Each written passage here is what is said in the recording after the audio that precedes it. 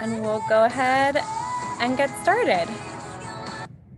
I'm expecting a few more people, so we'll see if people trickle in, and if not, that's all right too.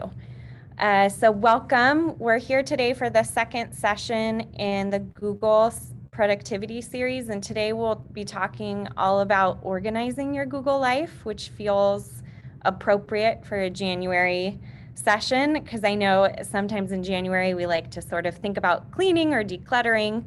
So today will help you hopefully do some of those things. Before I share my screen with my slides, since we are doing more remote and virtual meetings, I thought I'd give you just a quick peek sort of behind the curtains. This is not related to Google, but more sort of Zoom of how I run my slideshows when I'm on Zoom, because I realized some of the things that I do, maybe not everybody is aware that those options are open, and this is just the workflow that works for me. So I want to share it with you since we're doing a few more things in Zoom in case that helps you as well. So I'm actually going to go ahead and share my whole second monitor, which is not what I would do, but it's just so you can see sort of behind the scenes of what it looks like. So I use dual monitor. So I have on my regular laptop, I have everybody's faces so I can see them, but then I also have a spot where I can see the person who's speaking. I've pulled the chat out so that I don't miss an announcement, because I've noticed, are you seeing my whole screen? Just making sure. Okay. I've noticed that if I leave the chat collapsed and it gives me that red alert when I'm presenting, I tend to miss that. So I like to keep my chat window open. Here's the golden nugget that I want to share with you. To start slides, I've noticed that a lot of people press slideshow, which can work. This is what happens when you press slideshow. It makes the slides full screen, which is great, but notice I lost Benjamin and I lost my chat. So I lost all the things that I need sort of as a facilitator to run a Zoom meeting. So I'm going to press escape, and I'm going to show you another way. There's actually this little arrow next to slideshow. Have you used that before, Benjamin or Lay or Melanie? No? Okay, watch this. So I'm going to do presenter view instead of slideshow. And look what happens. So now I have my slides. This is what I share. I share my Chrome window. And so if I'm teaching or leading a session, I can really easily have other tabs open that I can toggle to and share. Whereas before, if I press slideshow, I would have to escape out of my slideshow to get back to Chrome. And then another thing that this enables me to do is I'm going to scoot my laptop over. I can resize this window and resize this. And I could, if I was super organized, write like a really detailed script of what I was going to say for each slide. And the attendees don't see that, but I can see that for myself. And then what I use it for more often is I'll preload what I want to put in the chat into my presenter notes. So I can just highlight it, copy, and paste into my chat. And then I don't have to spend time while I'm facilitating typing those notes out. So I know that that's unrelated to organizing Google Drive, but I just wanted to share that with you really quickly to sort of give you a behind the scenes in case any of you are going to be running more Zooms. Yeah, that's a really great pro tip, to be honest, because that little triangle, though I've seen it a million times while like facilitating stuff, what happens is when you're live in front of people, you don't really want to like experiment with new buttons and new options. And I'm really glad that you showed that. I mean, you could do stuff behind the scenes, but it's not the same as when you're facilitating. Like you said, you lose the chat, you lose the visuals, you lose who's paying attention, who's like totally checked out. And I think that's a really great thing for sure. And it's like a pro tip. Thank you. Yeah, and I was in the exact same boat. Like every time I'm facilitating a session, you sort of go into that rock brain mode and you're like, I don't want to press any buttons. I just want to advance through my slides. And so when I learned that, I was like, oh my gosh, that's life-changing. I wish I had known that a lot earlier. So I wanted to share that since we're sort of making a switch back to more frequent Zooms. Okay, now that I've shared it, I'm going to stop sharing my whole desktop and I'm just going to share that one window. One thing to be aware of is I'm not sure if you're seeing a little gray box over the bottom left of the screen. Yeah, so that's because those presenter notes are still open and covering that Chrome window. So if you do use that tip, just remember you have to make sure. So I'm sort of adjusting my screen, and this is what I do like in the 5 to 10 minutes before a meeting as I get everything set up. You want to make sure that Chrome window doesn't have anything in front of it because it will show up as the gray box. So is it clear now? You can see the whole thing. Okay, great. All right, so back to the slides. I found this very relatable to anyone, even if you're not teaching, that after going remote, I'm sure maybe just me, but my Google Drive is a hot mess trying to find things in Google Drive. So today we're going to tackle some strategies that you can use for organizing and making things a little bit more easy to find in a system that works for you. So again, we're on our second session of the Google Productivity Series today, focusing on organizing. And I've had sessions with all of you before, so I can skip the introduction, but just to remind you, my name's Stephanie, and I work both with the Tech Plus department at COE and the Curriculum and Instruction department. My background is in teaching, and so really just thinking about ways to use technology to be more efficient and to streamline our workflows, but then also to support teaching and learning. And our home base today is going to be this agenda. It has the link to the slides. It has the link to the feedback form. It has the link to today's connector. So I'm going to go ahead and grab the link for you. Sorry, the link for the agenda so that you can make your own copy. And I'm going to put that in the chat.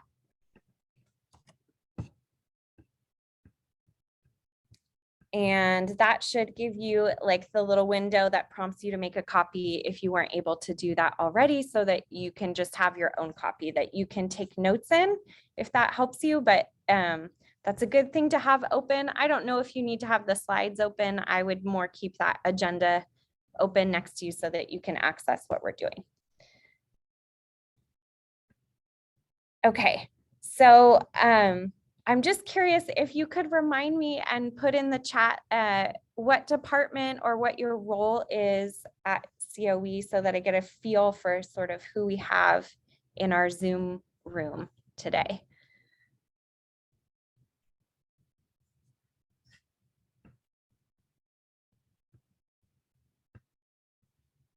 Nice, thanks, Melanie.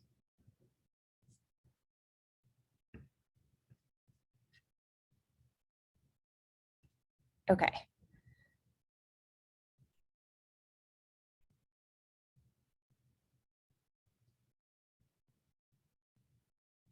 Benjamin, am I remembering correctly that you work in Alt Ed?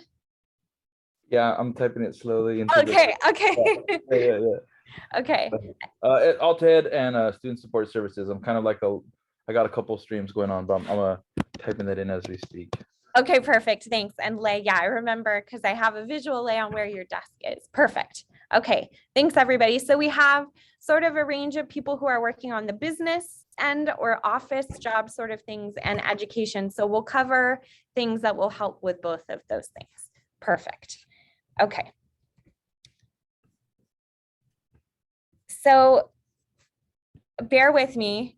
I'm going to make you read a girly article on which organizational style are you. And there's a very important reason why I'm having you do this. So if you go to our home base, that agenda, and you click on the link for the connector, it will take you here, which is our sort of welcome. And I'm going to put the link for that in the chat.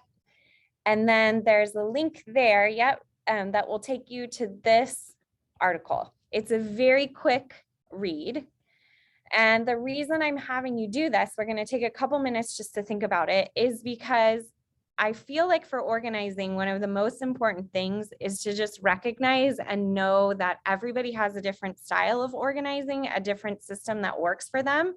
So this is just one way to sort of think about what is a style or a system of organizing that works for you? So what I'd like you to do is to take a couple minutes to read this article and then come back to our connector.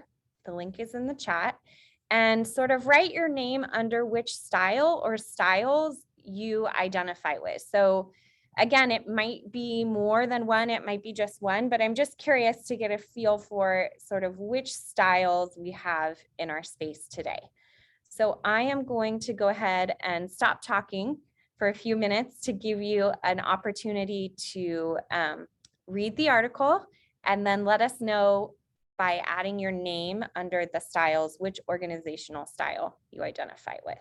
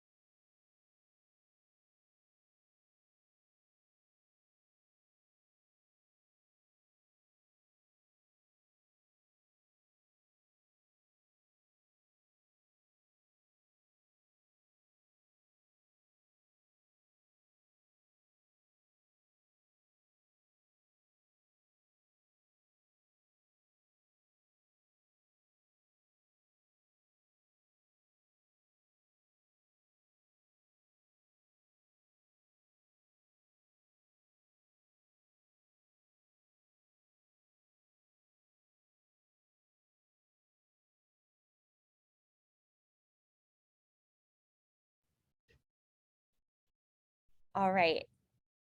Just waiting for Lay to add her 2 cents. But yeah, Melanie, I was visual round 2, and Benjamin, totally a hybrid, less the stacker and visual, more of the others. It's just helpful to think about that, because I feel like that really sets the tone for the systems that will help you organizing things on Google, is to think about sort of what ways of organization work for you in the physical space. One of the things that helped me with organizing was I learned that there's 2 types of people. There's stackers or filers, and I'm definitely a stacker.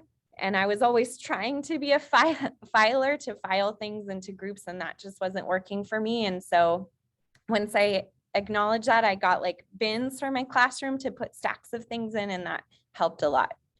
Oh, great. Okay, Lay, that's perfect in the chat. Thanks. Lay's also a visual and round. Okay, that's great. We have 3, and then Benjamin, you'll add in that other flavor.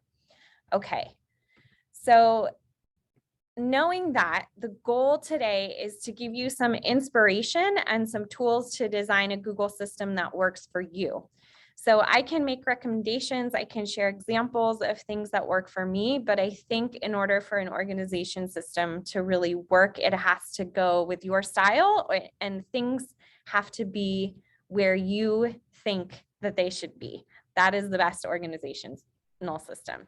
And welcome, Daniel. I am going to grab for you a link to today's agenda, and I'm going to put that in the chat. That's sort of our home base today. It has our slides and the connector and other things. So just to fill you in, we just sort of thought about what our own organizational styles are, and we're going to use that to design a Google system that works for us. If you know your own style, you can get organized in a way that you can stay organized because it's a system that makes sense to you. So also, I want to make sure, especially since we're such a small group today, to really make sure that you know that to feel comfortable to stop me and ask questions if there's something you've been wondering about, or if I go too quickly and you want me to pause and do something again, please feel free to unmute and share out loud, or to put it in the chat. And if there's anything specific that you were hoping to learn about or address from today's session, you can put that in the chat now, or if you think of it as we go along, please don't be shy. Again, I want this to really be helpful for you. So I want to know what you're hoping to get out of today's session. So if you have something in mind, you can put it in the chat now, or if something pops up as we move along, please feel free. The agenda that I had planned is we're going to start easy with naming conventions. Then we're going to tackle the biggest sort of prickly issue, which is Google Drive organization. And then we're going to take a look at another thing that can be tricky to manage, which is email. And we'll end with closure. Again, sometimes it's hard for me with the pacing on these online trainings, so we might end a little bit early, and I'm hoping to leave time at the end for like Q&A, even if it's something not related to organization, just any questions that you have about Google, happy to learn and explore together. Okay. Go ahead. I just wanted to say, like, that article, I really liked that, and I kind of like little quick magazine, 60-second once overs. If you or anybody has any of those that you come across, feel free to spam them to me, and I don't be offended if I don't reply, but I just want to give people like express permission to share some stuff like that with me. I think we kind of help each other grow, or we kind of hold each other back, and I think at the COE we have a beautiful committee, like group of lifelong learners. And so if you have any stuff like that, Stephanie or anyone else on this call, I just want to say it's all good to share some of that stuff with me. I know it's helpful, especially as we're kind of like working a number of different places on a number of different projects with a lot of moving parts. Sometimes those visual things kind of remind you where you're at and where you're trying to be, or where you're trying not to be. So totally. All right, you're gonna regret that, Benjamin. I'm noted. I will spam you with things that I come across that are good. I just want to make sure, I do actually have a newsletter. It's the Bits and Bytes newsletter, and I send it out every other week. And it's not always little articles like that, but it's tips and tricks that I come across that I think are helpful. Are you receiving that? Or I don't think I am, and I would love to. Okay, great. I'll make sure you're on the mailing list for that. Okay, perfect. Are there any other questions or things that people want to add before we move on?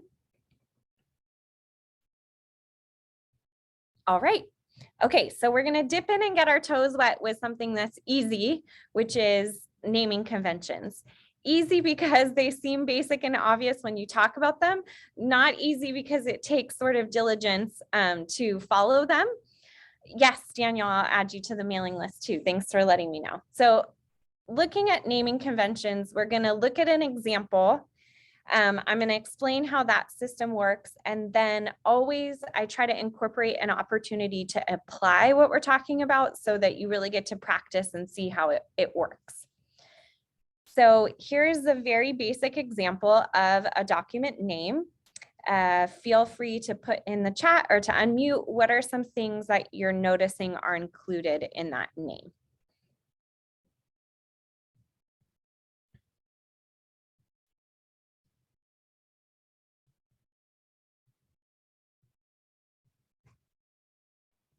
I am noticing the year.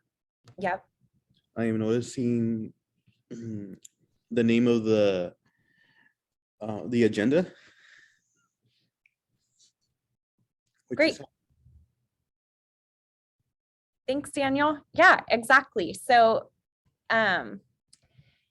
in naming conventions, COE actually has recommended naming conventions, and they go like this. You start with the who. So I run a group of tech teacher on special assignments in Santa Cruz. So that's the who, Santa Cruz Tech TOSA. And then just like Daniel said, we have the what, or the name of it. It's our running meeting agenda, and a when. So good practice, or the recommended naming conventions, is that when you're naming your documents, the name includes the who, the what, and the when. Again, easy and simple when you're looking at it in theory. The difficulty is remembering when you're in a rush and creating something, but the time that you spend sort of making sure that you adhere to these will make it easier to sort through and find things later on. Notice that Google, when you look in Google Drive, it uses icons to help you identify what type of file it is. So that can be helpful. Say you were looking for a slideshow that you had used for a lesson or a meeting, or you were looking for something that you knew was a document. You can always look for those little icons, and those give you clues. So what I'd like to do is, again, we're starting with something easy. Go ahead and go into your Google Drive, find a file, and see if you can improve its name. We will spend just 2 minutes on this because it's quick, and then we'll come back and report if we found something that we could improve and how we improved it. So you have 2 minutes on the clock to find a file in your Google Drive and improve its name.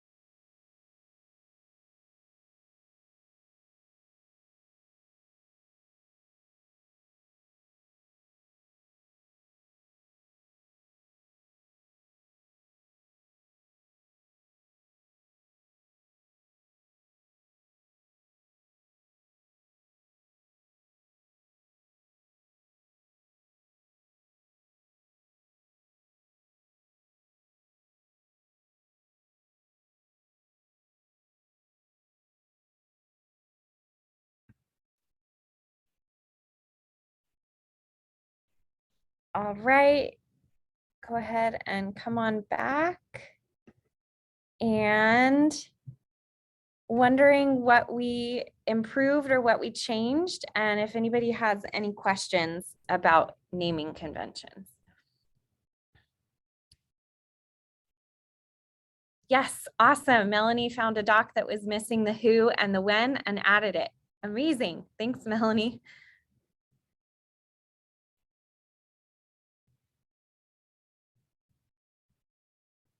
One thing to be aware of is that if you tend to have something that has the same who a lot, that can make a long list of things that all start with the same item. So it can be helpful to do to sometimes put the date at the beginning. The order is just a recommendation, but again, it's what works for you. Another thing to be aware of is that Google does put things in alpha order. So one hack or one way to get around that is to add a number at the front of something. If you have something that you want to show up first in a list, even if it starts with a letter that's later in the alphabet, you could put the number 1 or number 2 in front of it, and that will bump it up on the list. The only caveat or downside of that is that it only works up until the number 9. And then after that, it won't work anymore. Okay, any questions about naming conventions before we move on to Google Drive? Yeah, that has been really helpful, especially if you're sharing something with other people. If you use those numbers, then you can help sort of guide people to see them in the order that you want them to look at them. Okay, all right, I'm going to keep moving. If you think of something, feel free to put it in the chat or unmute your mic.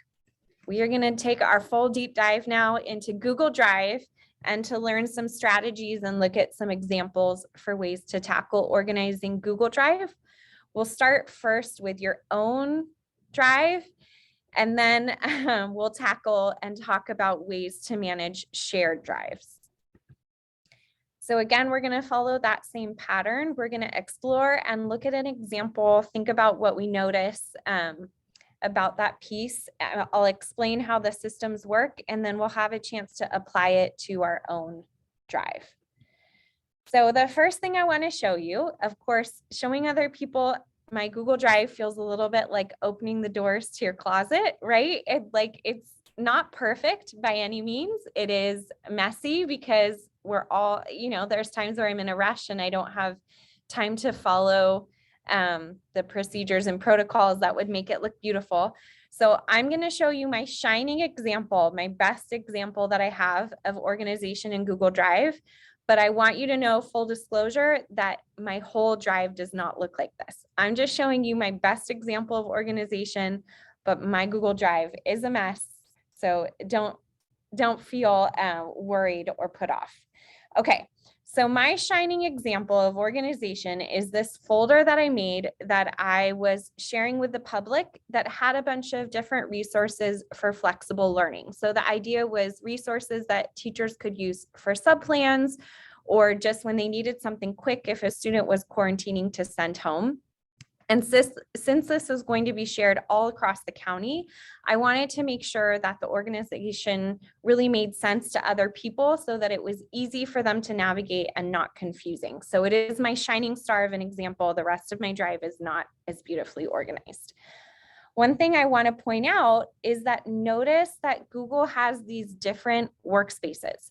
So in Drive, typically it'll send you to My Drive.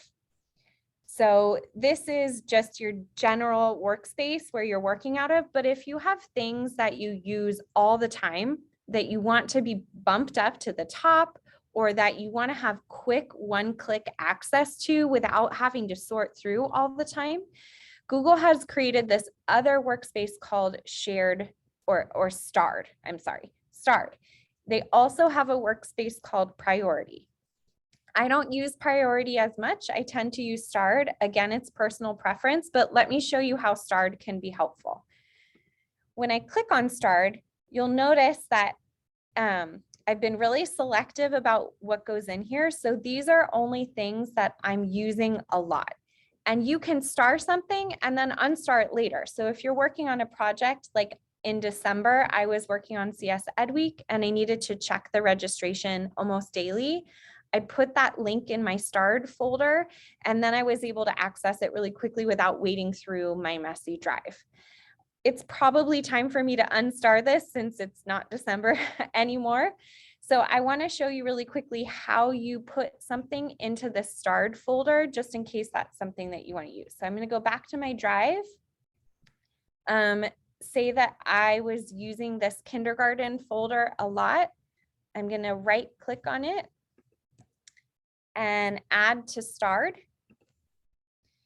And now that enables me to go to my starred and that folder is there so that if you could put the things that you use really regularly there, and that way there's less things to weed through. Okay, going into my public folder. Remember how I said that Google puts things in alpha order, and one way to get around that is to use numbers. Notice that I did that both with the folders. So I wanted people to see them in order of elementary, middle school, and high school. So I put those numbers first so that the folders showed up in that order. I also had some general documents that I wanted them to see.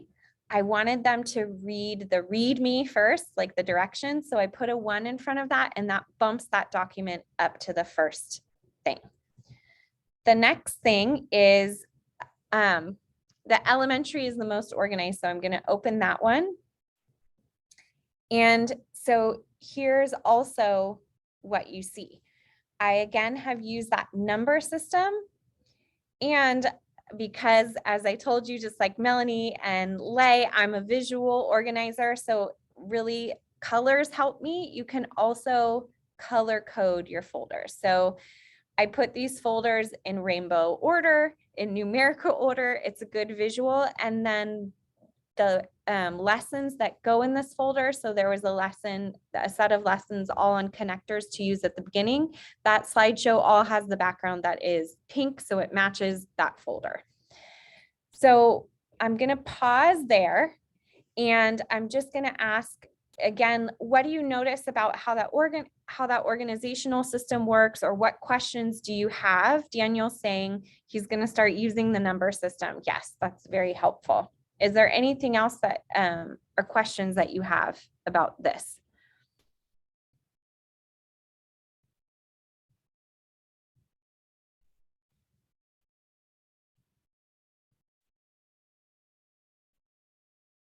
Okay, so I'm going to go back to the slides and just reiterate that it's really helpful to use folders and then subfolders within.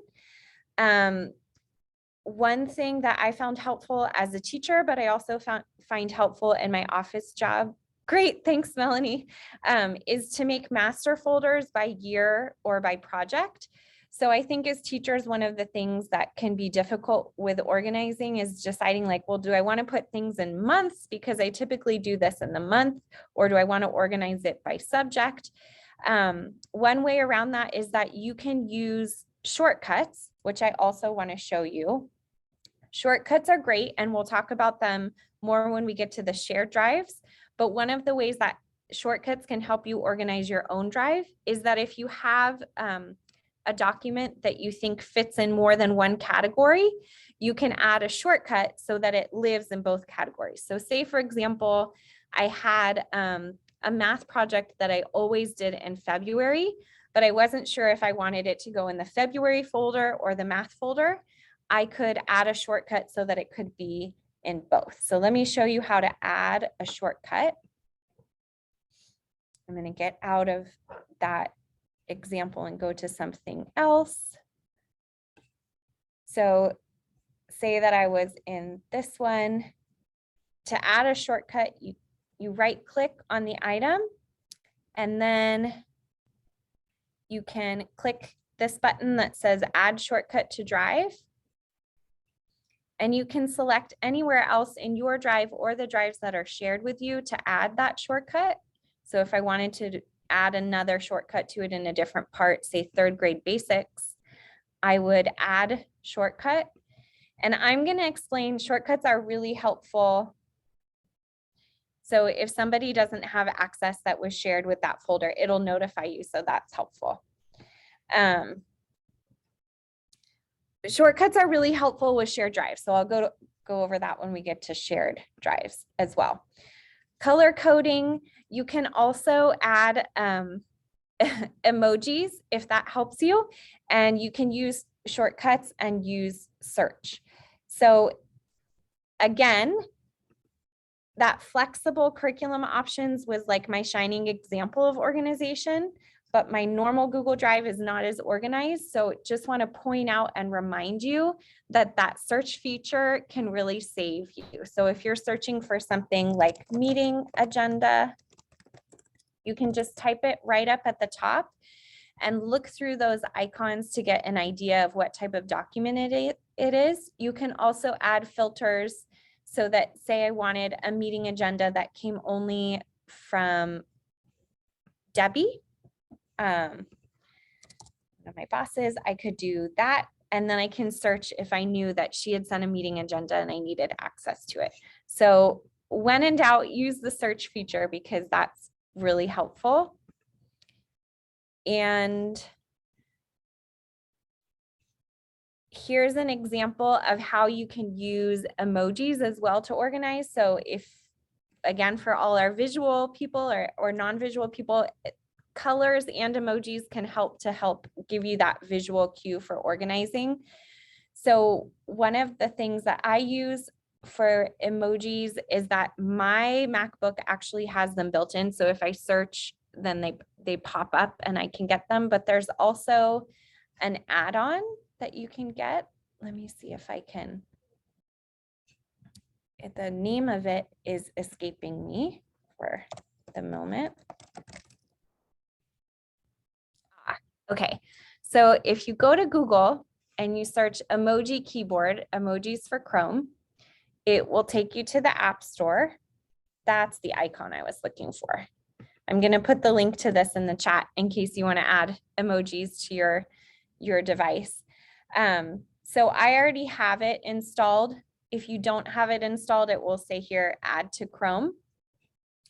So what this enables me to do is back in Google Drive, if I wanted to add a emoji, say to badges, I'm going to right click on it and I'm going to go to rename. Notice that here again is where you also add to your starred. You can add a shortcut. Here's where you can change the color of the folders. So I'm going to go to rename. I'm going to go in the front of badges and go to that emoji keyboard. And how did they know? I was looking for the trophy, insert at cursor, and let's see if that worked. Oh, it put two of them. And then press OK. And so now I have a little image that also helps me with organizing. That was a lot of information. I'm going to pause again and just see what questions we have.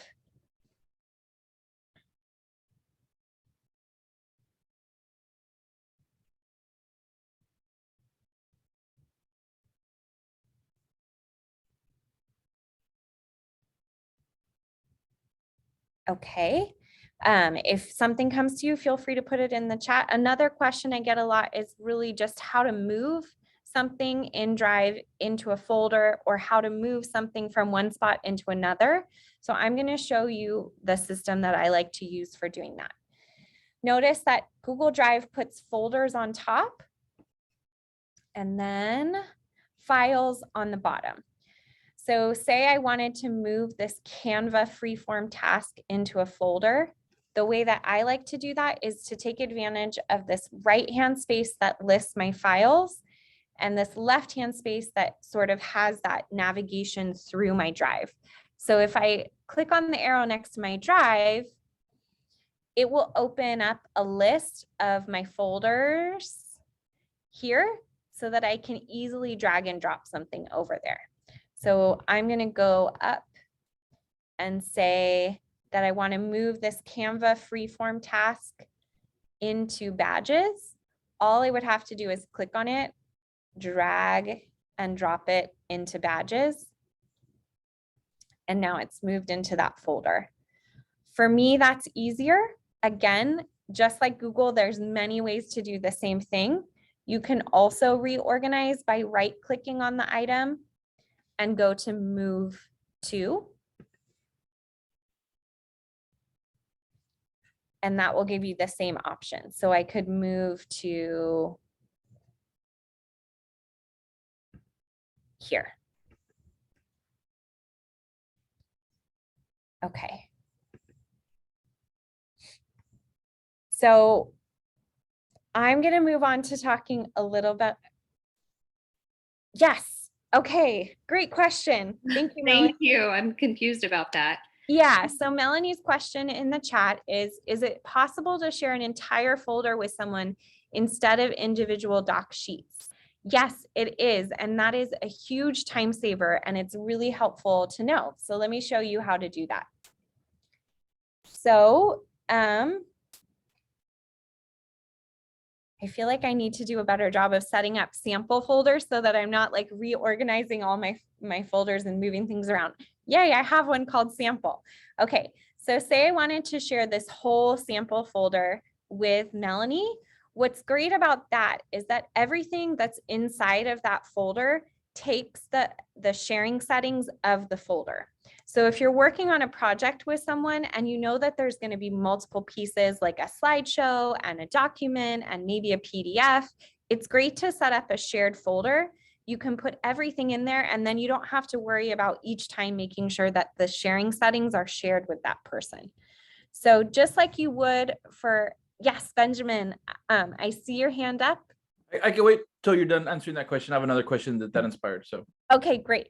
So what I would do is I would go to this folder that I want to share. I right click it and I have the share option. I'm going to share it with Melanie. The default is that it will send Melanie an email saying like Stephanie shared this with you. Sometimes I don't want to clog people's inboxes. So if we're working on a project, I uncheck this and just give the person the link. But just so you're aware that that's there, the default is to notify someone. I can also add a personal message. I'm going to send it to her. And now everything that's inside of that folder is shared with Melanie. And notice that the folder icon changed from just a folder to a folder with a person inside of it to show me that that folder is shared. So another way that I use that all the time is like that flex folder that I showed you. That was my shining organizational example. I have that whole master folder set to anyone on the internet can view, because I know that I wanted to be able to have any teacher in Santa Cruz access that folder without having to share it with them individually. So now everything that's in that folder, documents, slideshows, resources, is all viewable for anyone with the link.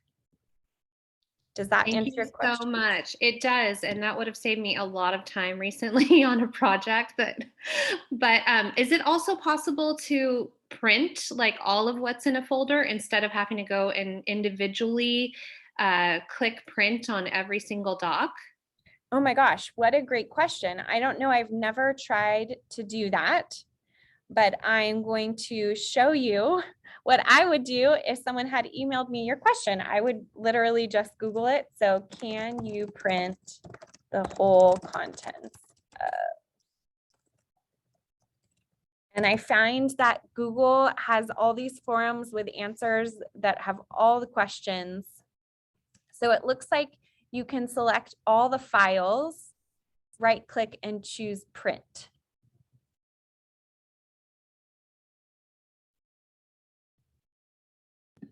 that was going to be my question as well. Yesterday, I was in a situation where I had a folder and I had to print, several different documents for a few months. And I think that Melanie asked it first. And I think that's the answer is you create a temporary folder for like that print job and then you just print the folder. So that's great to know. Yeah, because it took me a while. But I wish I knew that yesterday. So yeah. So when in doubt, just like the search and drive, like literally type your question into Google and there's all these different help forums with people who have already answered the questions. Oh, look, and here's a video that explains how to do it as well.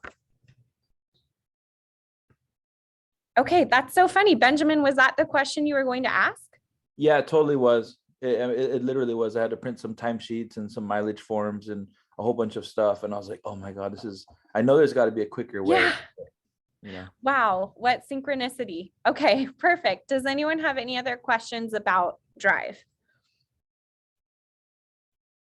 Or things that came up from that, like printing, batch printing? That's good to know. I know that's going to come in handy for me too. Okay, so I like to, again, give time to practice because that was a lot of information. So Maybe you want to practice changing the colors of some folders. Maybe you want to practice moving things into different master folders. Maybe you want to test out using that number system to bump things up to the top of the list, using that starred area. Maybe you had documents that you wanted to print and you're going to do a batch print right now. I'm going to give you 8 minutes to work on organizing your Google Drive, acknowledging that 8 minutes is not nearly enough. It's just enough time to get started testing and trying something.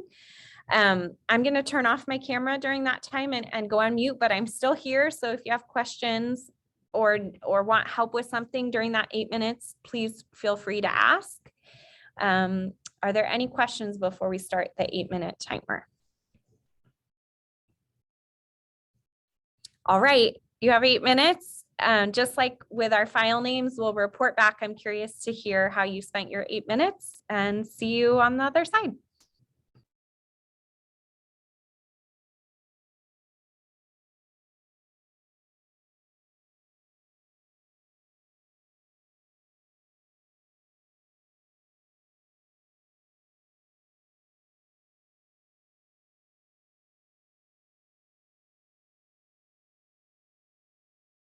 Did what I wish I could have done a couple days ago and took 26 different docs and put them in one folder. And now they'll be all together where they should have been. Awesome. Thank you. That's great. Thanks for sharing, Melanie.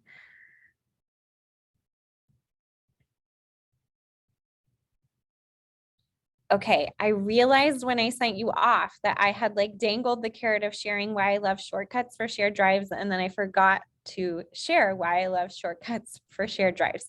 So I don't know about you, but for me, shared drives can be one of the things that are more challenging to organize. Shared spaces, because we talked a lot about at the beginning how knowing your own organizational style really helps to set up systems that work for you.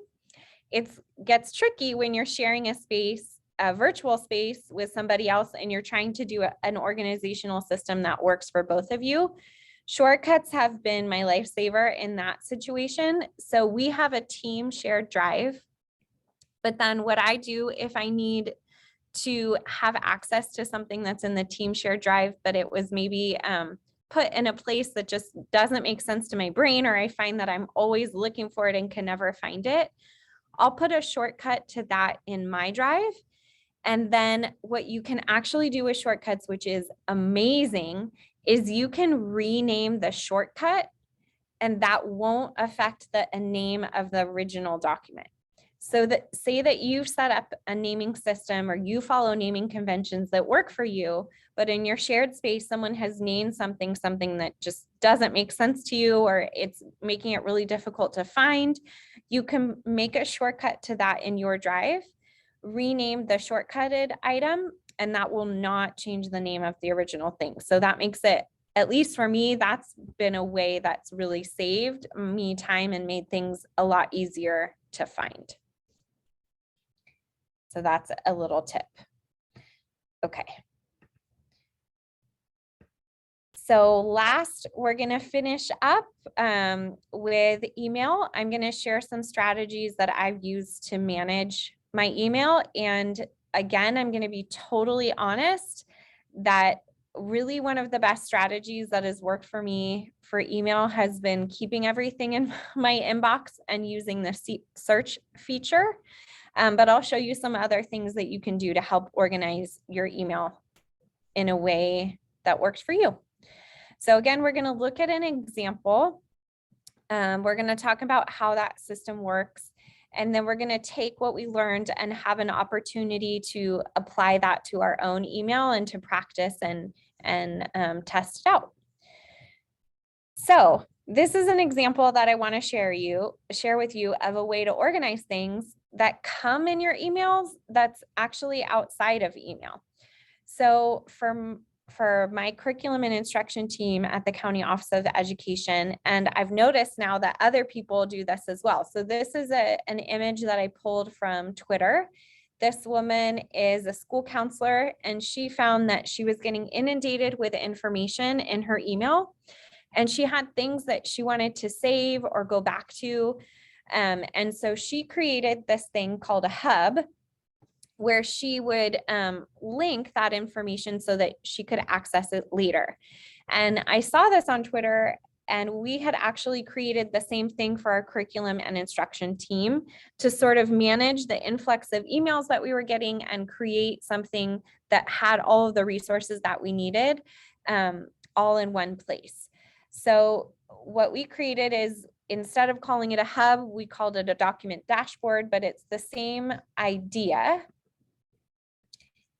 Not pretty, not fancy, right? Just a simple document, but it has a link that's organized by topic. So we have one for bigger COE items.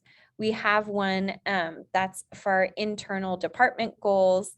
And this was just a way that we found when resources were coming in, we added them to this document dashboard so that they were out of our email inboxes. And it's a page that we go back to and we refer to all the time. Just like our agenda was the home base for today's meeting, this document dashboard is really our home base for our team for all the documents that we use all the time. Again, you could very easily, if you're working with someone else, set up a shared folder and do the same sort of thing in Drive, but for whatever reason, there was something about seeing it all in a one-page document that made it much easier. Okay, I know that that example was not exactly sort of in email, but I'll show you some examples now of things that I use in email that help me a lot to stay organized and keep my workflow efficient. Okay, again, don't be horrified. What works for me is to keep everything in my inbox. And then when I want or need something, I search typically by the person who sent it to me and something that I remember was in that email, and then my emails are all there. But Gmail does have some systems in email built in for you to organize. Okay, here's an example of one. I'm going to click on this email from Rith about January birthdays. Notice that there's some icons up here on the top. These are different ways that you can use to manage and organize your emails. One of the easiest things to do is to utilize labels. So for example, one of the labels that I've created, a lot of teachers and resources are being shared this year around social emotional learning and wellness. And so I've created a label for SEL. And when an email comes in with SEL, I click on the email, I go to labels.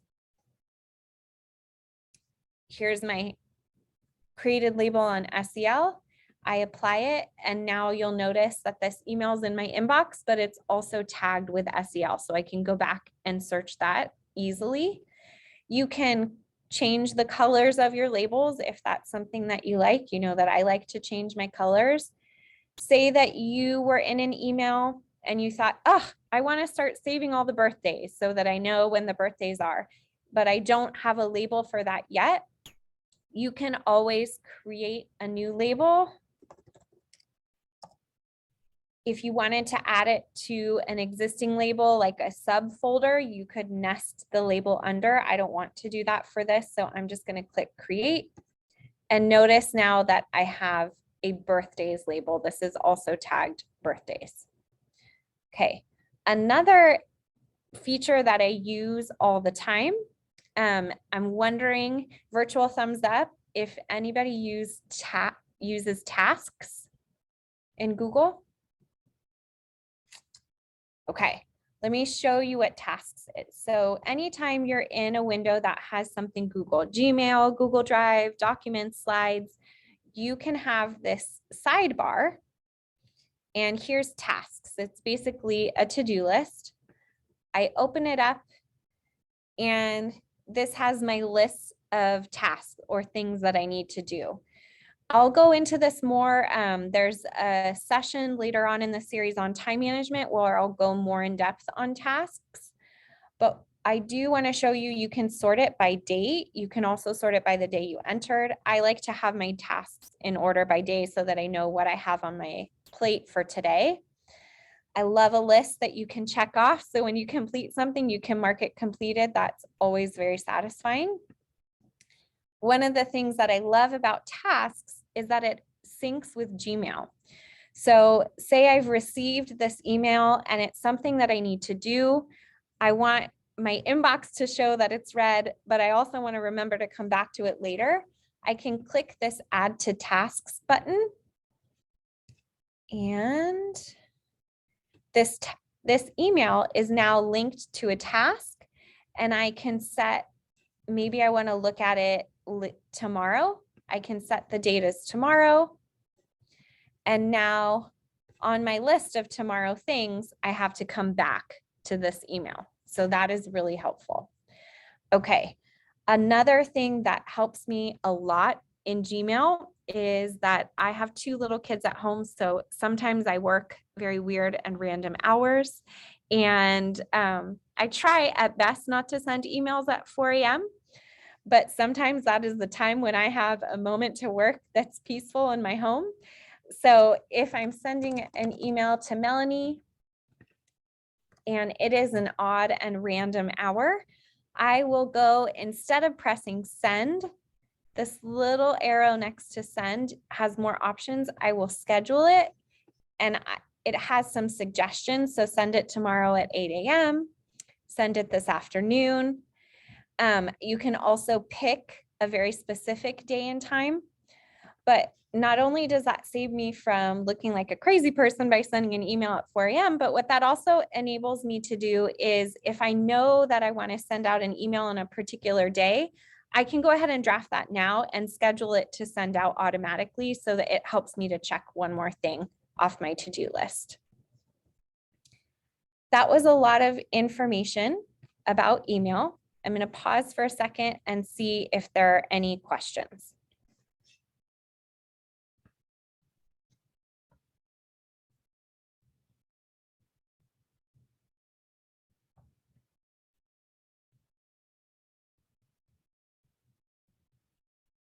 Okay. So what I'm going to have you do is I'm going to give you 5 minutes again to take what we talked about with email, go into your Gmail and start pressing some buttons. See if you can find the tasks, maybe create a label and start categorizing some labels, that some emails that you're like, oh, these would go together and I should have them saved in one space. So take the next 5 minutes to go into your Gmail and press some buttons and explore, and then we'll come back together at the end of the 5 minutes, share what we did. Again, if questions come up in the middle of the 5 minutes, please feel free to share them by unmuting your mic or putting them in the chat. I will be here, but you have 5 minutes to explore.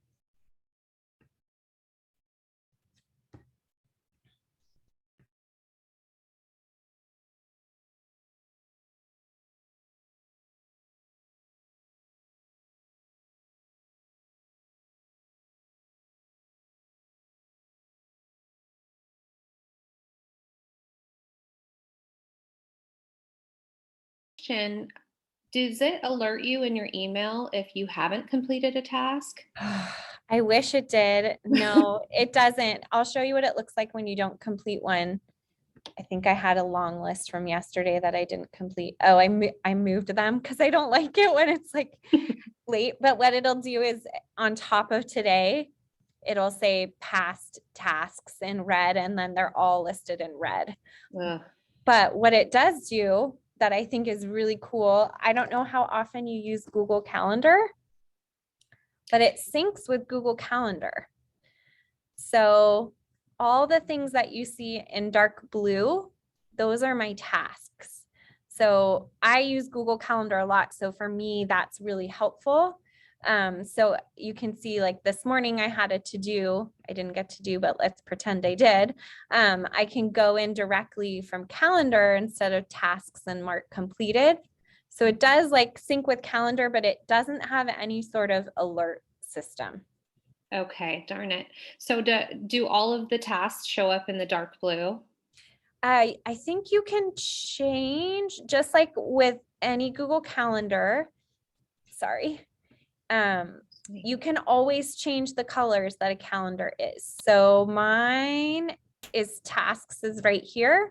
Say I didn't like it that dark blue, I can click the 3 dots on the right. You can do this with any of your calendars, and I could change and customize the color. So say I wanted them to be purple, I could do that so they stand out a little more. Okay, great. Thank you. Yeah. All right. Anything else? Okay, so we are at the end of the session. On slide 100, I did collect a few more things that I thought were helpful if you wanted to spend some more time now or later sort of digging into managing and organizing your Google Drive files. My top pick out of these resources is the spring cleaning one. It's like a recommended step-by-step, I think, over the course of a week of small things that you can do to sort of do a spring cleaning of your Google Drive. So that's something that you can go back to after this session if you're looking to do that. As a teacher, I would always dedicate some time every summer to sort of cleaning up my drive from the year before. And then if all else failed in the sweep it under the rug or the bed approach, I would make a folder for that academic year. So like this past year would be 2020, 2021. I would put all my files in there. And so at least then I had a fresh start in the new calendar year on my Google Drive. That always made me feel better for some reason. I do have a link for a feedback form. I'm going to grab that and put it in the chat. And I appreciate if you have the opportunity to fill out that feedback form, because it helps me to make sure that these sessions are what it has the content that people are hoping to get out of it and that it's useful and helpful. So if you have a moment, please fill out that feedback form. You're welcome to go. That's the end of today's session, but I'll stick around if you have any questions about organizing or technology in general. I'm going to stay around, so you're welcome to ask them. And if not, thank you so much, and I hope you all have a great Wednesday.